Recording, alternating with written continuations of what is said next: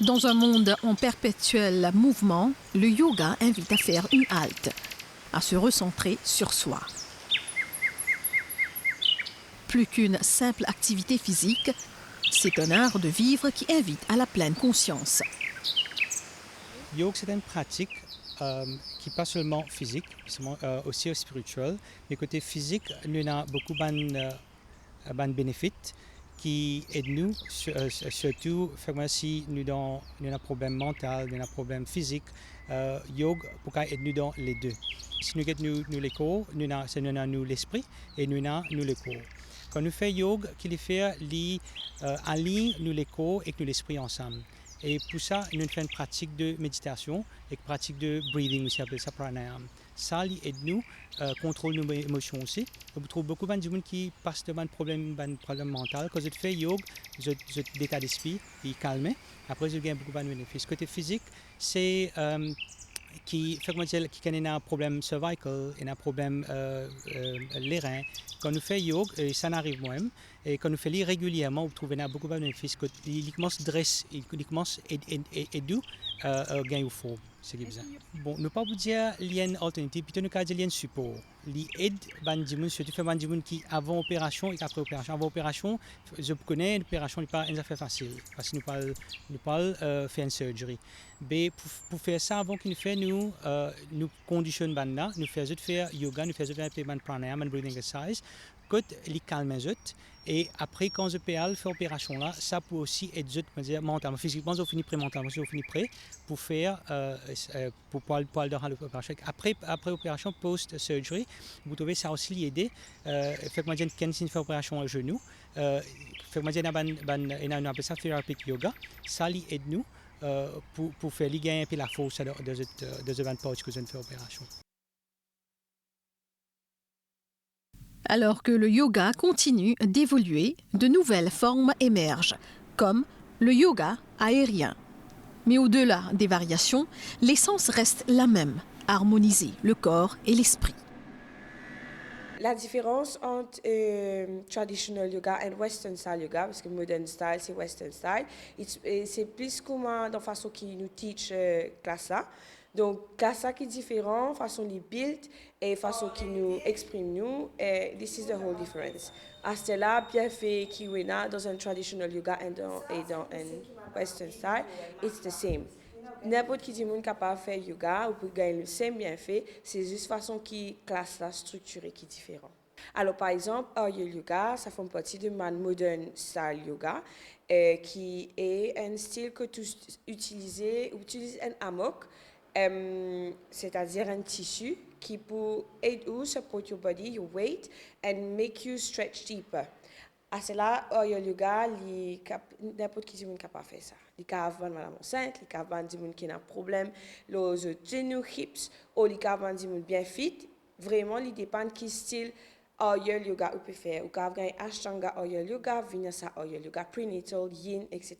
Mais Aerial Yoga en lui-même, c'est avec le tissu et vous utilisez ça pour faire une posture et get deeper into the postures. Inspirez profondément. À l'occasion de la Journée internationale du yoga, la Gopyu International a organisé des séances de yoga dans plusieurs collèges des environs du Rivière du Rempart. C'est bien bon pour la santé mentale, physique et surtout, il y a un grand impact à nous l'éducation, il aide nous pour bien concentrer. Alors que notre société cherche un équilibre entre performance et bien-être, le yoga apparaît plus que jamais comme une réponse holistique, alliant le physique et le mental.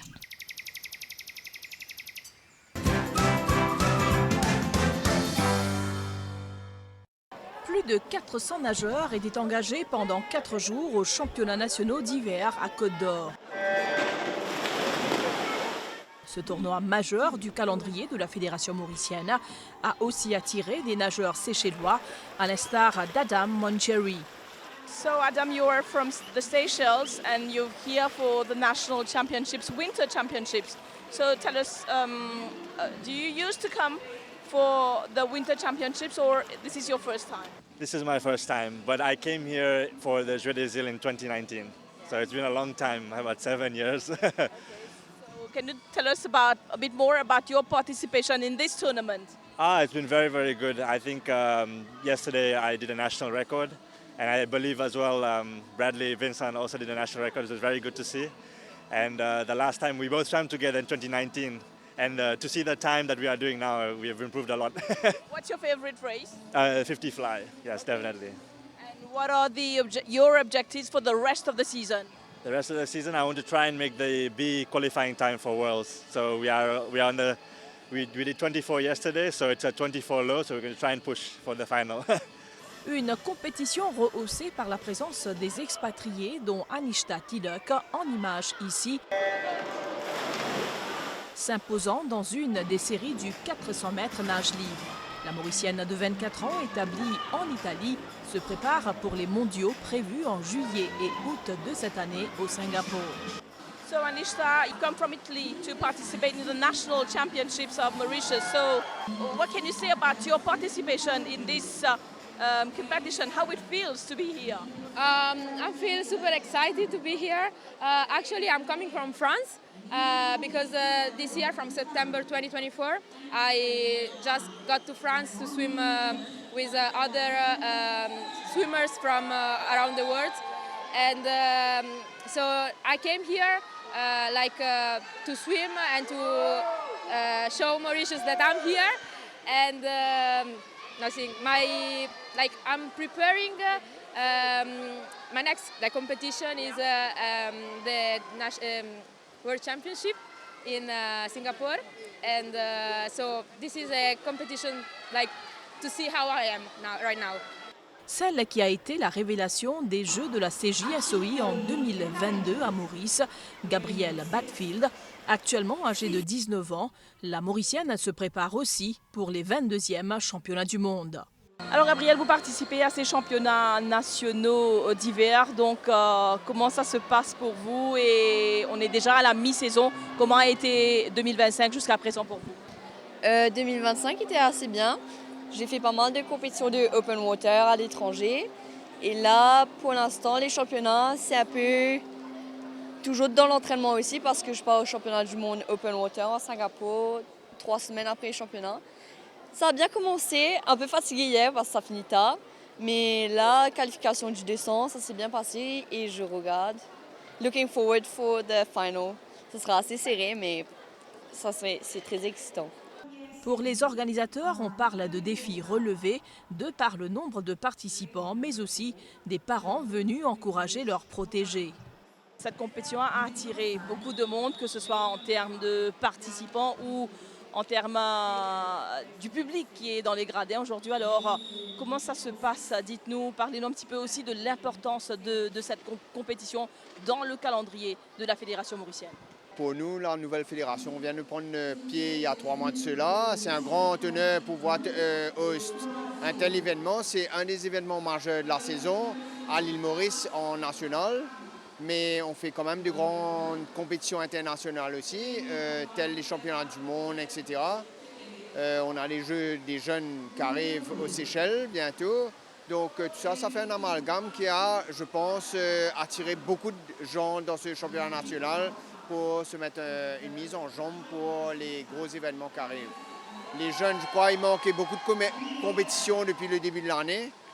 Donc ça attire quand même beaucoup de gens.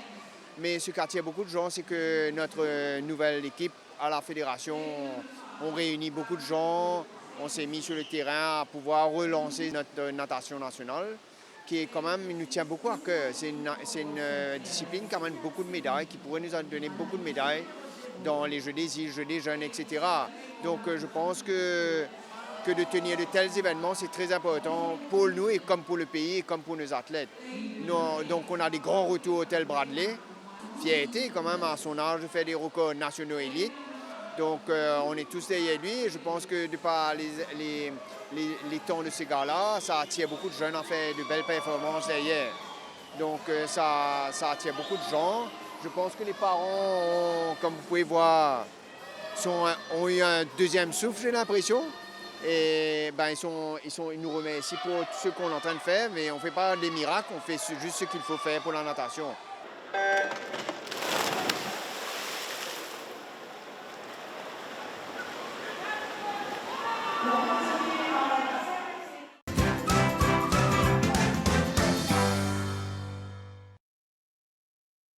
Le concombre de mer est une créature simple, mais son apparence peu impressionnante dissimule bien son rôle majeur dans l'écosystème marin. C'est un projet Sea Cucumber Seed Production. Donc le projet, nous peut faire en collaboration avec le gouvernement australien.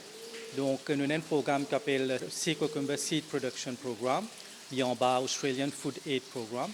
Donc le projet a commencé l'année dernière en mars 2024. Donc nous signons un Memorandum of Understanding avec le gouvernement australien. Et nous avons aussi l'université de Sunshine Coast qui peut avoir ce ban consultant, ce ban expert pour venir pour donner un coup de main comment nous sommes capables de faire ce projet-là, comment nous sommes capables d'implémenter ce projet-là. Donc le but du projet, c'est que nous puissions repeupler nos lagons. Qui fait nous repeupler nos lagons avec ban Sea Cucumber parce que nous avons une overexploitation, un overfishing of Sea Cucumber dans les previous decades. Donc c'est pour ça maintenant, le but c'est de faire ban juvénile et nous pour releaser dans la mer pour qu'ils nous gagnent une bonne population de Sea Cucumber dans la mer. Donc, comme je connais, Sea Cucumber, c'est un detritus feeders, c'est aussi un filter feeders. Donc, ce qui est arrivé, je mange un organic matter qui se trouve sur le seafloor. Donc, là, je purifie un petit peu de l'eau de la mer. Et aussi, le projet, ça va continuer jusqu'à 2027. Et donc, jusqu'à 2027, nous pouvons faire une culture de nos juvéniles et nous pouvons release dans la mer pour qu'ils nous fassent un programme de marine ranching of Sea Cucumbers. Donc ça, nous pouvons repeupler nos lagons avec ces Sea Cucumbers. Auparavant, ce qui est arrivé, nous tenions une fisheries of Sea Cucumber dans Maurice. Donc avec les temps, avec fishing, nous avons Sea Cucumbers deplete dans nos lagons. Donc nous avons une overfishing of Sea Cucumber, nous avons une overexploitation of Sea Cucumbers dans nos lagons. Donc avec ça, avec les temps, tous nos Sea Cucumbers sont presque finis dans nos lagons. Donc c'est pour ça que nous pouvons repeupler le lagon pour qu'ils regagnent le dynamisme avec ces Sea Cucumbers. Le Sea Cucumber, du monde peut l'appeler ça auparavant pour qu'ils soient capables d'exporter à l'extérieur. Donc il y a une demande en pays étrangers, par exemple la Chine, et je servis ça pour certaines delicacies en Chine et aussi pour un purpose médical. Ce projet, ce que nous pouvons faire en ce moment-là, c'est une trial culture. Donc c'est un expert qui vient des pays australiens, je fais seed production. Là, nous pouvons faire sur culture, là, il est en juvénile, dans un stage juvénile. Donc, ça peut prendre à peu près 1 an jusqu'à ce que nous soyons capables de transférer. Et puis, dans ce petit pond-là, nous mettons dans un grand pond, soit dans un hatchery run, comme on dit. Nous mettons dans un nursery ground aussi, pour qu'ils deviennent grands et que nous arrivons ici dans lagon. Sea Cucumber n'est pas endangered, mais il est plus vulnérable et nous pouvons protéger, surtout à Maurice, comme nous avons overexploitation. Donc, nous pouvons protéger, nous pouvons faire ce restock assessment, nous pouvons réaliser dans le lagon pour qu'ils soient capables de repeupler le lagon et soient capables de faire cette activité normale, ce que je fais dans le lagon. Sea Cucumber, c'est un detritus feeders, c'est aussi un filter feeders. Donc, ce qui est arrivé, je mange un organic matter qui se trouve sur le seafloor. Donc, là, je purifie un petit peu de l'eau de la mer. Notre lagon suscite des inquiétudes car des années de surexploitation ont entraîné leur quasi-disparition dans nos eaux locales. Il est à noter qu'à Maurice, la pêche au concombre de mer est soumise à une réglementation stricte. Pour aborder ce problème et pour accroître la culture de ces créatures marines, les scientifiques au Albion Fisheries Research Center mènent actuellement un projet pilote utilisant l'espèce d'holothurie de sable. Une collaboration entre Maurice et l'Australie vise à améliorer les techniques de production de semences.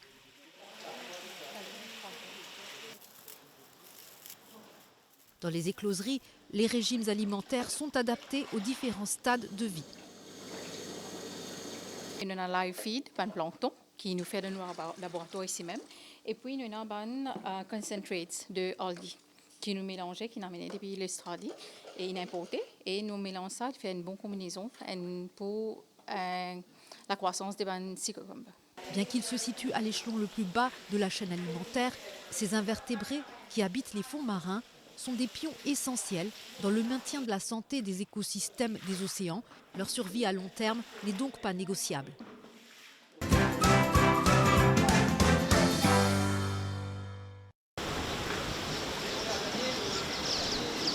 Nichés dans la vallée verdoyante de Chamarel, quelques 35 000 arbres de café s'épanouissent sur 12 hectares de terre. C'est ici que pousse l'unique café cultivé, récolté et transformé à Maurice, le café de Chamarel. Chaque arbre ne fleurit qu'une seule fois par an. De cette floraison naît cette petite perle rouge, la cerise de café. Lorsqu'elle est mûre, elle est cueillie à la main, puis entame un long voyage artisanal vers la tasse. Sur le même arbre, vous pouvez avoir des couleurs de café très différentes. Donc ce qui est important, ça va être de ne pas ramasser celle-ci ni celle-là. Du coup, c'est aussi une des raisons pour lesquelles on a besoin de récolter le café à la main, pour s'assurer que la qualité du café elle soit donc la même couleur que celle-ci. Une fois qu'on a récolté le café, on va le dépulper, c'est-à-dire qu'on va enlever la pulpe et la peau, et on va récupérer, hop là, les 2 noyaux qui sont à l'intérieur. Donc là, vous avez 2 noyaux qui vont servir ensuite à la fermentation, au séchage, et qui vont amener le café en grains qu'on a l'habitude de connaître. Pour qu'un café du terroir soit riche, le caféier doit fleurir dans un habitat forestier, aux côtés d'autres arbres, fruitiers, de plantes et même d'oiseaux. Toute cette biodiversité contribue à l'épanouissement des plantes de café. Le café, c'est une plante qui normalement pousse en forêt, qui pousse dans la jungle. Et si on veut recréer l'écosystème où elle vit au mieux et où elle va produire les meilleures cerises et le meilleur café, il faut recréer cet écosystème. Comme originellement la plante était en Éthiopie, sous la jungle. Et le café, d'abord, il a besoin d'un sol assez acide et donc souvent assez volcanique. Donc là, à Chamarel, c'est parfait parce qu'on a des terres volcaniques. Également, c'est important d'avoir plein de biodiversité, d'autres arbres qui vont aussi, par la perte de leurs feuilles, renourrir les sols. Ce qui fait qu'on n'a pas besoin d'engrais chimiques, on n'a pas besoin d'entrants autres que ce que crée le sol autour de lui. Et donc ici, on produit 3 variétés de café principales, l'arabica qui est là, le libérica et une autre variété d'arabica qui est en plus petit volume. La récolte est entre mai et août, et là, on est en plein dedans. Une fois récoltées, les cerises sont lavées, puis transportées vers la côte ouest, à la chasse de Casnoyal. Là, elles sont étalées, séchées et triées.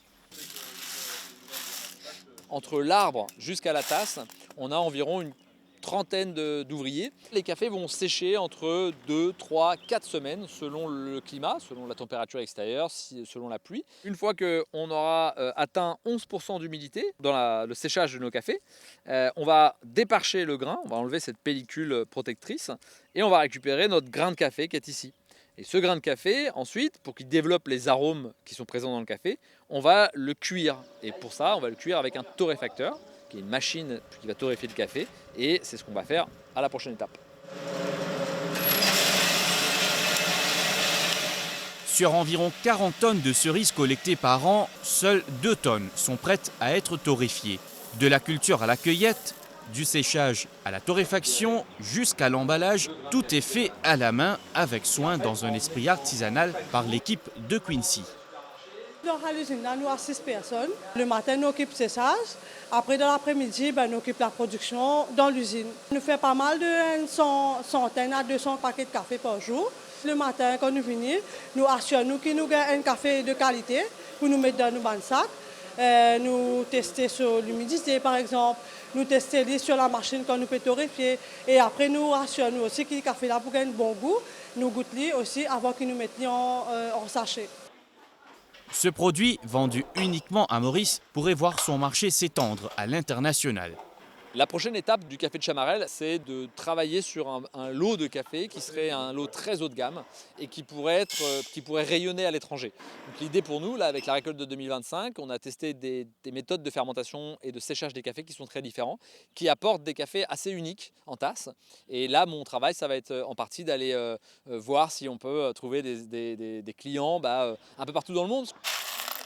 Ce café a été introduit à Maurice au XVIIIe siècle par la Compagnie des Indes. Après un arrêt, la production a repris en 1967. Et depuis, ce café s'infiltre jusque dans nos tasses.